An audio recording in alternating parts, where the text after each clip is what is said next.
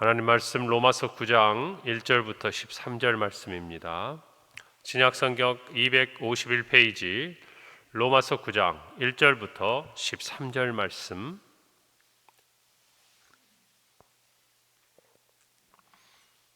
제가 봉독하고 마지막 절 합독하겠습니다. 내가 그리스도 안에서 참말을 하고 거짓말을 아니하노라. 나에게 큰 근심이 있는 것과 마음에 그치지 않는 고통이 있는 것을 내 양심이 성령 안에서 나와 더불어 증언하노니, 나의 형제 곧 고륙의 친척을 위하여 내 자신이 저주를 받아 그리스도에게서 끊어질지라도 원하는 바로라. 그들은 이스라엘 사람이라. 그들에게는 양자됨과 언약, 영광과 언약들과 율법을 세우신 것과 예배와 약속들이 있고, 조상들도 그들의 것이요 육신으로 하면 그리스도가 그들에게서 나셨으니 그는 만물 위에 계셔서 세세 찬양을 받으실 하나님이시니라. 아멘. 그러나 하나님의 말씀이 폐하여진 것 같지 않도다. 이스라엘에게서 난 그들이 다 이스라엘이 아니요 또한 아브라함의 씨가 다 그의 자녀가 아니라 오직 이삭으로부터 난 자라야 내 씨라 불리리라 하셨으니, 곧 육신의 자녀가 하나님의 자녀가 아니요 오직 약속의 자녀가 씨로 여기심을 받느니라. 약속의 말씀은 이것이니, 명년 이때에 내가 이르리니 사라에게 아들이 있으리라 하심이라.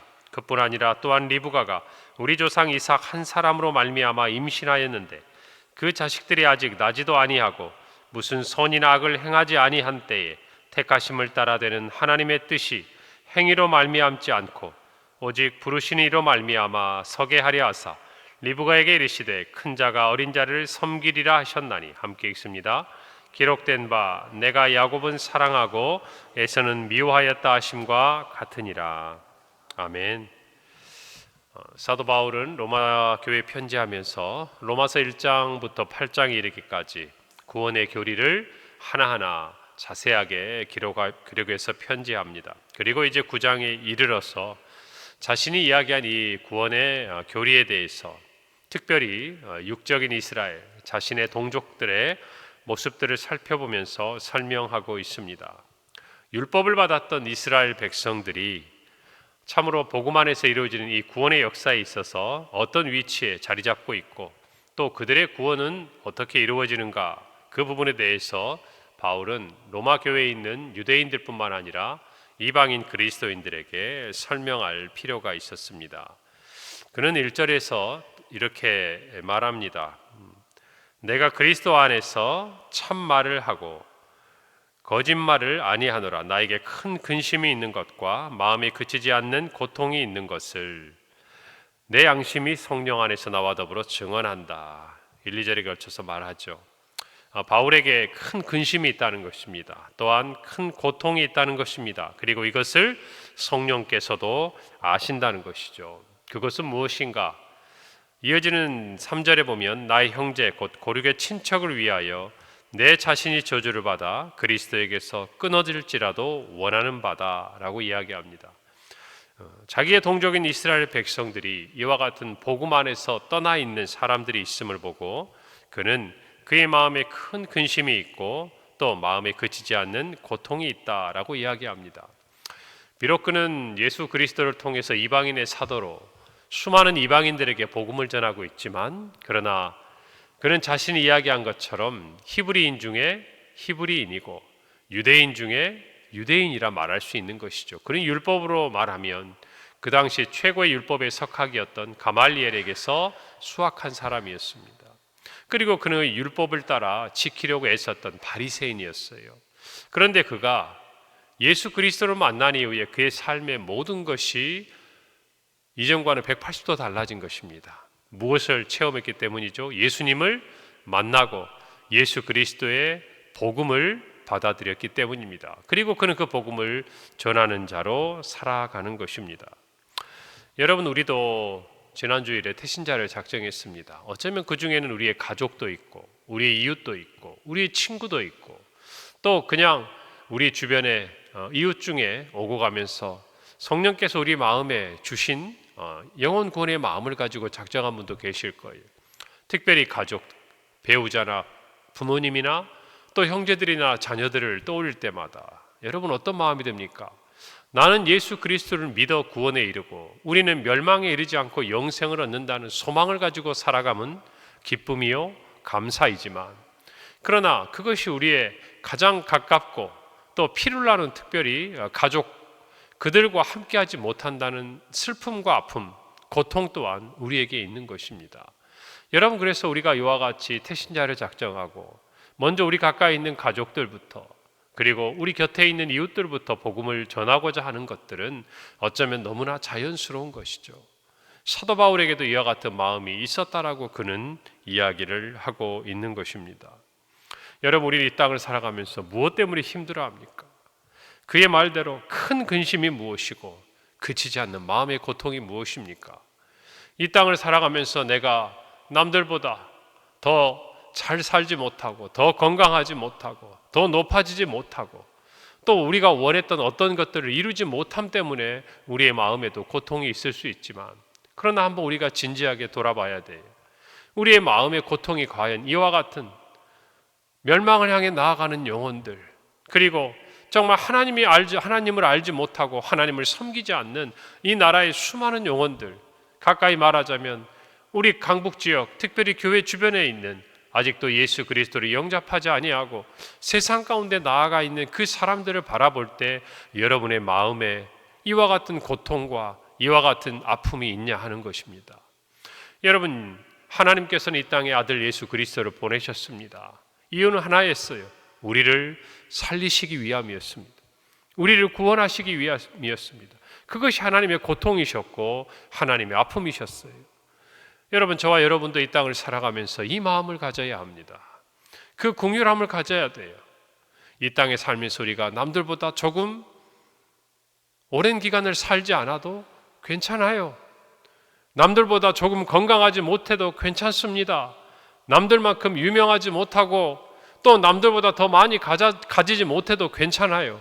그러나 우리가 정말 이 땅을 살아가는 동안 영원한 삶을 간직하였고 하나님의 사랑을 받았고 그 사랑 안에 살고 있다는 은혜와 감사가 충만한 사람은 오히려 이 땅에 많은 것들을 가졌고 이 땅에서 높아졌고 이 땅에서 유명하나 하나님 없이 살아가는 사람들을 향한 긍휼한 마음이 드는 것이 그리스도인에게 정상인 거예요.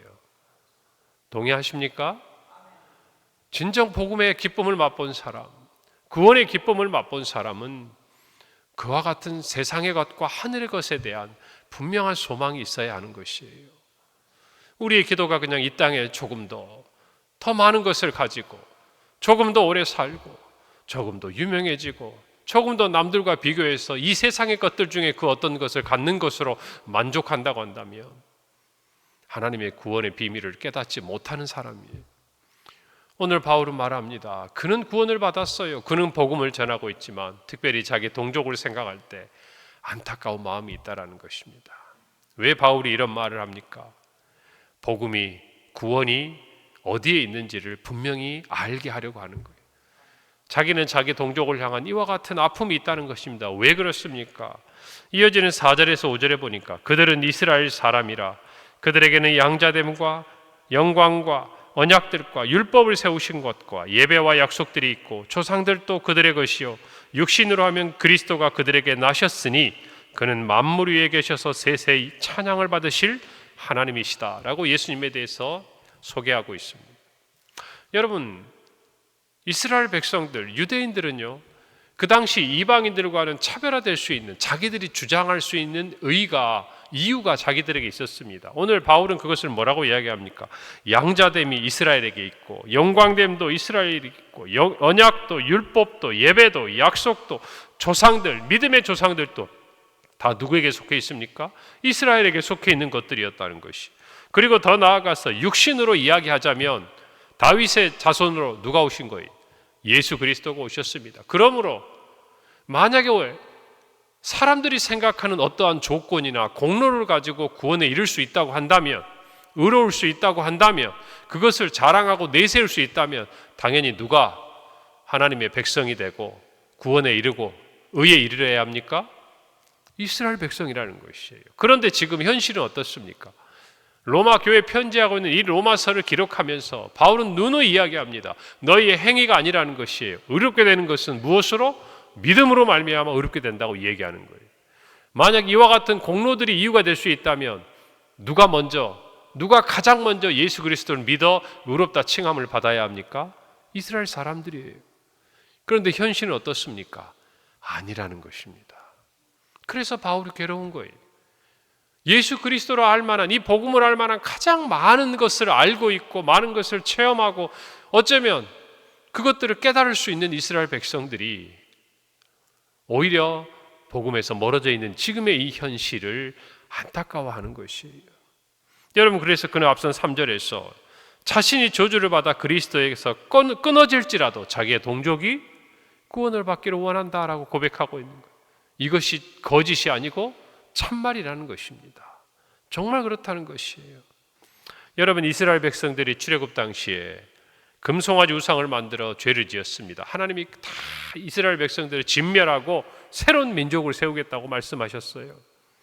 그때 모세가 하나님 앞에 기록하면서 출애굽기 32장 32절에 보면은 이렇게 말합니다. 주께서 기록하신 책에서 내 이름을 지워버려 주십시오. 그렇게 하더라도 이 이스라엘 백성을 긍휼히 여기시고 살려달라고 모세가 기록을 합니다. 여러분, 영혼을 향한 마음이 이런 거예요.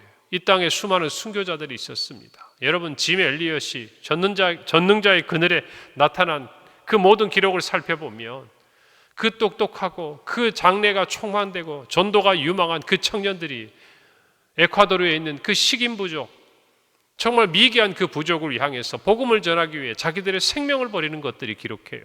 그리고 그는 뭐라고 합니까? 영원한 것을 위해 영원하지 않는 것을 포기하는 것은 어리석은 것이 아니다고 고백합니다. 어떻게 이런 것들이 가능할 수 있습니까? 그들이 영생을 얻었기 때문이에요. 할렐루야. 그것을 알기 때문이에요. 그래서 그것이 얼마나 귀한 것인지 아는 거예요. 그래서 자기가 사랑하는 동족뿐만 아니라 전혀 알지 못하는 이방의 그러한 미개한 사람들이라 할지라도 하나님을 믿어 구원에 이르러야 한다는 하나님의 그 마음이 그들을 붙드니까 자기가 거기에서 떨어져 나갈지라도 다른 사람이 구원을 얻기를 원하는 마음, 누구의 마음이에요?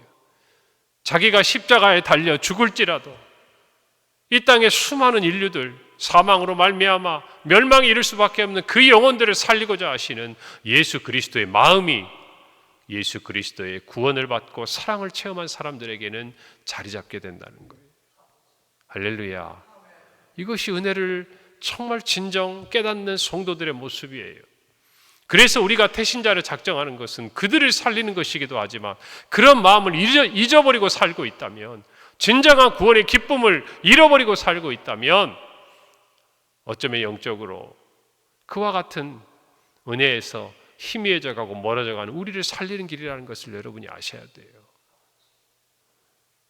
여러분, 저와 여러분이 오늘 이 바울의 마음을 배워야 할 줄로 믿습니다. 이어지는 말씀 6절에서 바울은 이렇게 말합니다. 그러나 뭐예요? 그럼에도 불구하고 이스라엘은 이 복음으로부터 지금 멀리 있는 것 같아요. 오히려 이방인들이 복음을 받아들이고 구원의 부흥에 놀라운 은혜가 일어나는 것 같아요. 그래서 바울은 이와 같이 6절에 말합니다. 그러나 하나님의 말씀이 폐하여진 것 같지는 않도다.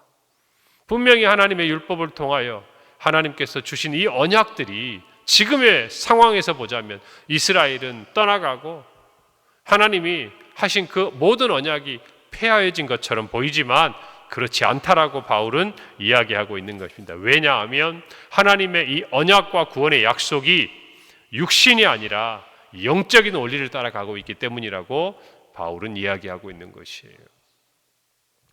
이스라엘에게 주어진 율법과 약속이 문자적으로 성취되지 않았다고 해서 실패한 것이 아니라는 것이에요. 하나님의 계획은 육적인 이스라엘, 유대인을 포함한 모든 영적인 이스라엘, 다시 말하면 이방인들에게까지 주어진 언약이요 약속이었다고 이야기하는 것입니다. 할렐루야. 이것에 대해서 바울은 분명하게 증거합니다. 다시 힘을 내죠. 7절에 말합니다. 또한 아브라함의 씨가 다 그의 자녀가 아니라 오직 이삭으로부터 난 자야 내 씨라 불리리라. 여기서 아브라함의 씨가 누굽니까? 이삭을 말합니다. 그러나 이삭으로부터 난 모든 자들, 즉 다시 말하면 육적으로 보면은 아브라함의 아들이었던 이삭이었지만, 그러나 그로부터 시작된 모든 사람들에게 이르는 많은 민족을 이루고 하나님의 그 언약, 믿음의 조상이 되는 이 일에 최종적인 이 씨, 아브라함의 씨는 단순히 이삭 한 사람을 가리키는 게 아니에요. 최종적으로는 예수 그리스도를 가리키는 것이에요. 할렐루야. 그 예수 그리스도로 말미암아 예수 그리스도를 믿는 모든 이방인들까지를 포함하는 것이에요. 그래서 아브라함에게 주신 약속은 단순히 아브라함과 그의 혈통에게 주신 약속이 아니라 온 인류를 향한 약속이라는 것이에요. 그렇기 때문에 하나님의 말씀이 폐하해진 것이 아니라는 것입니다. 그래서 그는 말합니다. 8절에 곧 육신의 자녀가 하나님의 자녀가 아니요 오직 약속의 자녀가 씨로 여기심을 받았다. 예수 그리스도를 의미하는 것이죠. 그렇기 때문에 그로 말미암아 그를 믿어 하나님의 자녀가 된 모든 그리스도인들에게, 모든 성도들에게는 하나님의 이 언약이 폐하해진 것이 아니라 성취된다고 바울은 힘주어 이야기하고 있는 것입니다. 여러분, 그러면서 그는 아브라함, 이삭과 더불어서 리브가를 통해서 낳은 에서와 야곱을 이야기합니다. 9절에 보면 약속의 말씀이 이것이니 명년 이때에 내가 이르리니 사라에게 아들이 있으리라 하심이라. 그리고 이어지는 말씀에서 11절에서 이렇게 말합니다. 그 자식들이 아직 나지도 아니하고 무슨 선이나 악을 행하지 아니한 때에 택하심을 따라되는 하나님의 뜻이 행위로 말미암지 않고 오직 부르시는 이로 말미암아 서게 하려 하셨다 그랬어요. 중요한 게 뭡니까? 이미 이삭이 태어나기 전에 하나님은 사라에게 아들이 있을 것이다. 아직 태어나기도 전이에요. 이 말은 이삭이 하나님 앞에서 어떤 의로움이나 공로가 있어서 그가 아브라함의 씨가 된 것이 아니라는 것입니다. 하나님께서 오늘 말씀을 보면 12절부터 리브가에게 섬기시되 큰 자가 어린 자를 섬기리라. 아직 태어나기도 전이에요. 그런데 어린 동생 야곱을 큰 이삭이 섬길 것이다 라고 말씀하셨어요. 에서가 뭘 잘못해서 그는 동생을 섬기는 자가 되고, 야곱이 뭔가를 하나님께 공로가 있어서, 행위가 있어서 그가 형이 그를 섬겨야 하는 자리에 있는 것이 아니라는 것이, 이 모든 것은 누가 뜻하시고 누가 주관하시고 누가 섭리 가운데 인도하시는 겁니까? 하나님이 뜻하신 거라고요. 여러분, 그래서 로마서 11장 29절에 하나님의 은사와 부르심에는 후회함이 없다라고 말씀합니다. 하나님의 뜻이 완전히 이루어진다고 성경 기록하고 있는 것이에요. 에베소서 1장 4절에서 5절입니다. 곧 창세전에 그리스도 안에서 우리를 택하사 우리로 사랑 안에서 그 앞에 거룩하고 흠이 없게 하시려고 그 기쁘신 뜻대로 우리를 예정하사 예수 그리스도로 말미암아 자기 아들들이 되게 하셨다. 우리의 구원의 문제에 있어서 하나님께서는 그의 기쁘신 뜻대로 예정하사 우리를 구원하시고 인도하심을 성경이 가르쳐주고 있는 것입니다. 할렐루야. 그래서 바울의 결론이 이거예요. 이스라엘 백성들이 어떤 가지고 있는 이전의 모든 언약들, 그런 것들 또 행위들로 의롭다 하심을 얻거나 구원에 이를 수 없다라는 것이, 오직 하나님의 뜻대로 하나님의 주권적인 섭리 아래서 구원이 이루어진다는 것입니다.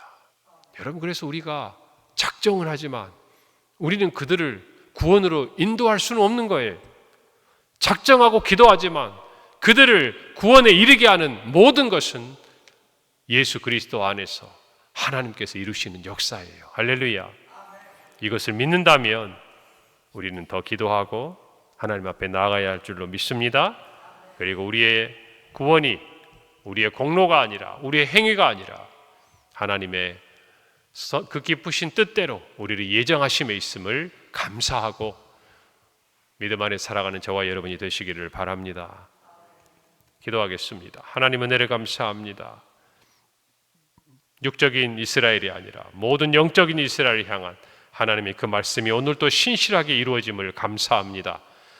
오늘 우리가 그 은혜를 받았습니다. 이제 우리가 또한 그 복음을 전하고 그 은혜 아래 거하게 하기 위한 대신자들과 또 많은 영혼들을 품고 하나님 앞에 기도합니다. 우리의 가정 안에, 우리 이웃들에게, 우리 형제들에게 하나님 복음을 전하는 이 일에 우리가 더욱 힘쓰게 하시고, 특별히 가을 새생명 축제를 통해 우리 평강교회 이 예배당 안에 주를 믿어 구원에 이르는 수많은 영혼들이 나오도록 주님 은혜를 주시고 이 일에 온 성도들이 바울과 같은 마음으로 복음을 전하며 구원에 이르도록 힘쓰고 기도하는 우리 모든 평강의 가족들이 되게 하여 주옵소서.